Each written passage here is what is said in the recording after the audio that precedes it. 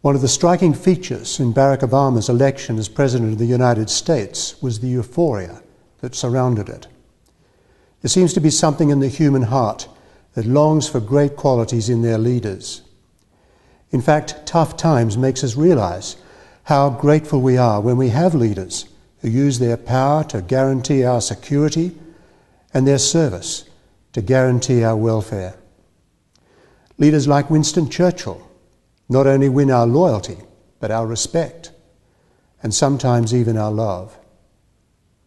Down through the ages, people have expressed their desire for leaders like this.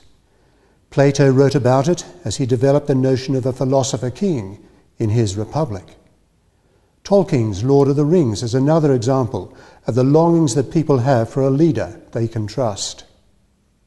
So come with me to one of the great New Testament statements about Jesus. We find it in Colossians chapter 1, verses 15 to 23, where two key themes stand out. First, the supremacy of Jesus, and second, the sufficiency of Jesus. So first, the supremacy of Jesus. Just listen to verse 15.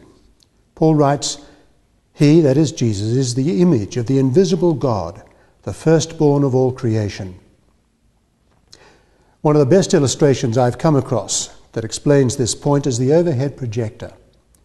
You can write on a small, thin transparency and then throw an image up onto a wall. You can't see the transparency. It's hidden from your eyes. It's quite small. It's on a horizontal plane. But through a process of mirrors and lenses, it's enlarged and translated to a vertical plane where you can see it. Jesus, Paul tells us, is the projection into our world of the God who exists beyond space and time. If we were asked what God is like, the best answer is this: He is like Jesus. It's a staggering claim, but if you think about it, it makes enormous sense. Genesis chapter 1 tells us that God made men and women in His image. Paul may have had this very verse in mind when he wrote here, "Jesus is the image of the invisible God." And consider what we go on to read.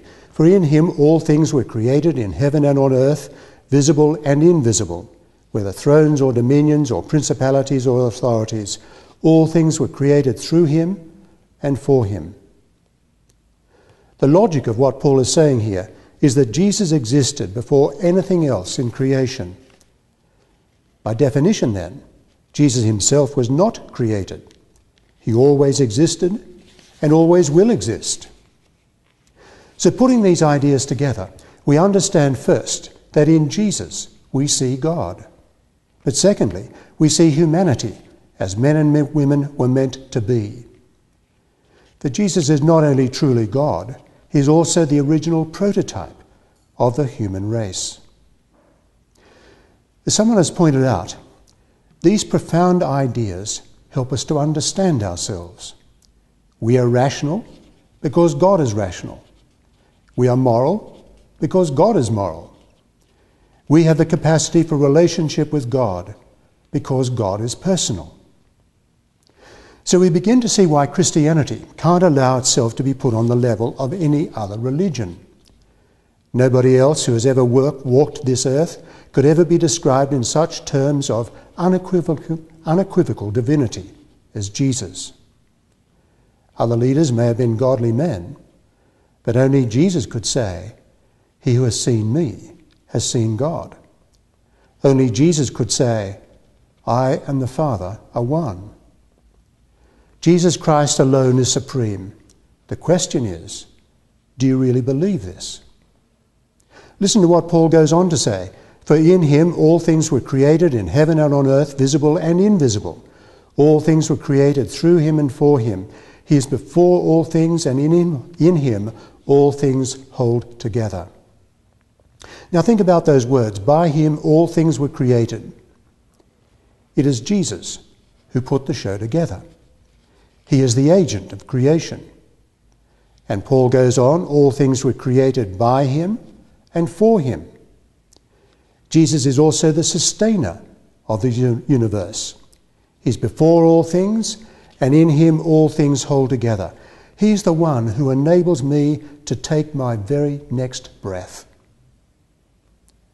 As others have noted, one of the most interesting things that modern science has shown is that the universe fits into one single huge pattern. The same laws that control the fall of an apple control the orbit of the moon. The same equation that describes the behaviour of an atom can explain the inferno of the sun. And that's why Stephen Hawking and others are looking for a theory of unification.